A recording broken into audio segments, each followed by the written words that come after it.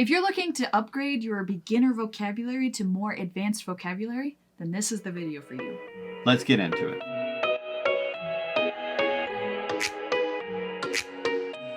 What's up, guys, and welcome back to Bilingual Friends English. We're going to break down 5 beginner words that you probably use on a regular basis, and we're going to talk about what are some intermediate and advanced terms that you can use instead of that. So some of this is going to be a little bit of recap, but then we're also going to use some heavier weighted vocabulary words so that even if you have those intermediate words down, you can even level up beyond that into the advanced realm so that you can be more specific and more accurate for what you're trying to actually express. Let's do it. The first word we have today is excited. Excited, excited, excited. I see this all the time, and we do use this word quite often, but sometimes excited isn't exactly the word you want to use. You want to use kind of the feeling, but not necessarily the crazy outward motion. For example, if you're going to want to try to use it for talking about enthusiasm, then you could say things like thrilled or exhilarated. But exhilarated, I will warn you, has more of that just, I'm really excited, and it shows outwardly too. Like riding a roller coaster is exhilarating. But if you want to talk about being over the top, like the person seems really excitable, they're a really excited person, they're just lots of extra facial expressions and body language, you can say animated or stimulated. That person is very animated or they're very stimulating. Another way that you can use this idea of excited is when you're trying to bring out a feeling or a reaction from somebody. Not the adjective of just I'm happy, but like to excite somebody to get a certain feeling out of them. For example, you have words like stirred up, provoked, roused, sparked, or instigated. Right, so you can instigate something. You can rouse their anger. Yeah, and this is important because it's not just exciting. It's not like you're just like, ha, and then they're like, ah. It's not like that. It's talking about if I'm trying to bring up these feelings in another person to make them feel, to light a fire inside of them, to make them feel something. That's the idea, but it's totally different. Like she was just saying, you rouse something. That's like a sleeping beast. That's like rousing a lion awake. It's not for waking up, though. It's for bringing up anger that wasn't there before. Right. It's not sitting on the roller coaster and being excited and feeling the adrenaline. It's looking at a person and stirring up these feelings of sadness, these feelings of anger. The next word is crazy, which admittedly we do use quite often. But if you want to be more specific and use more advanced terms, then you need to be specific about what exactly you mean. For example, you could mean mentally deranged in a wild or even aggressive way. This one use very carefully because it can be very offensive if you're not careful. All right, but somebody who is just acting berserk, maybe they're an angry drunk or they have just lost control of themselves in road rage. You could say they were acting deranged. You could say that they were crazed or unstable, unhinged, or if in a more funny way, in a lighter way, you could say they're kind of nutty. Okay, that means they're kind of crazy, but it's a mental thing. There's something a bit mentally nutty about them. You can even say belligerent, but if somebody's belligerent, this is somebody they're cursing at you, they're screaming at you, they might even be throwing things. That's not to do necessarily with a mental problem or being mentally deranged, but they are actually angry and they are acting on that anger. So there's a difference here.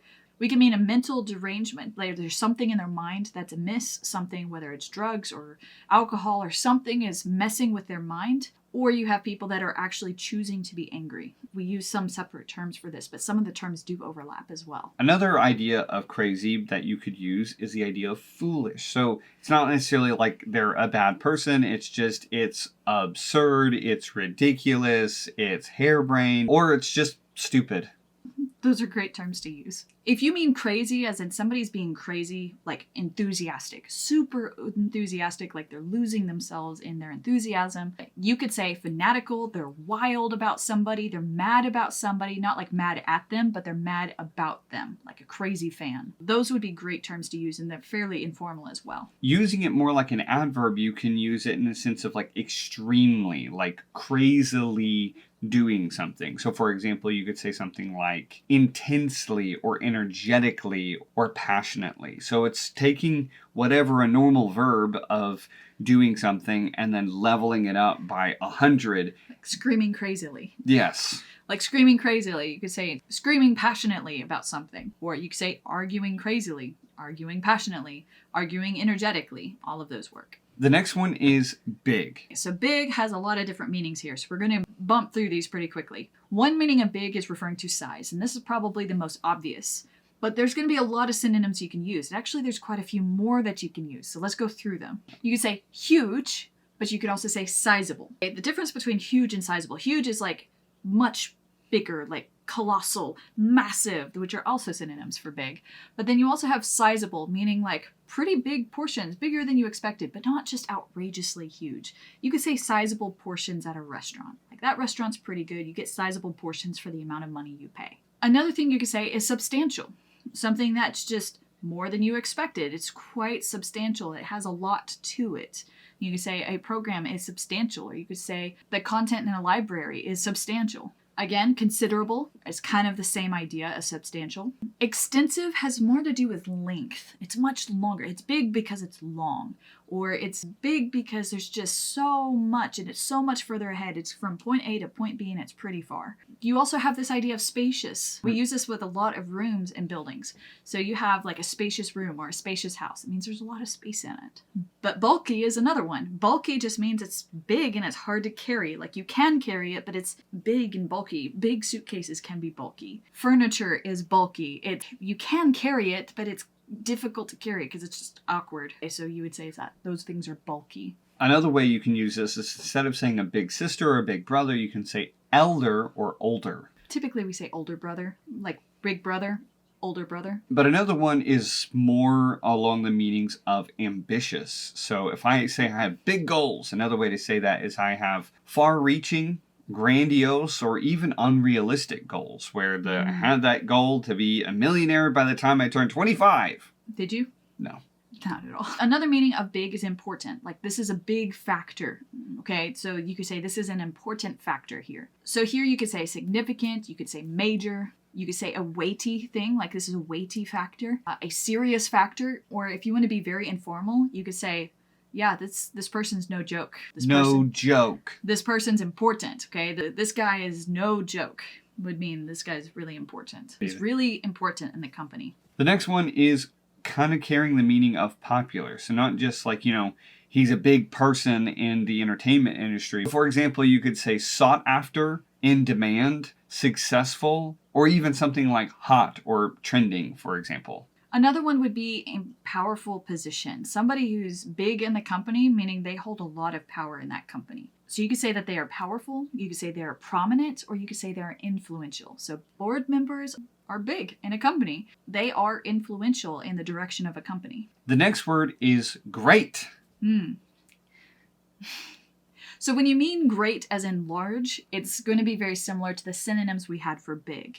Because great and big in terms of size can be very similar in meaning. So here I would say like some of the best synonyms would be like substantial, considerable, expansive, or vast even. Like a great ocean is a vast ocean. The Great Lakes, for example. Another use for great is to say above normal, so above average. Something that you have this is the average, this is the standard level, and then you have another thing or person that's above that. So for example, you have words like notable, prominent, exceptional, and renowned. Yeah, they're just a mark above the rest. The next one is going to be excellent quality. Like if I say like this computer is great, okay? What I mean is probably superb, terrific, fantastic, excellent. Like all of those are great terms to use. You could also be great at doing something or very skilled in doing something. So he's a great carpenter. Instead of saying a great carpenter, you can say he's expert at something. He's adept at something. He's talented in some way.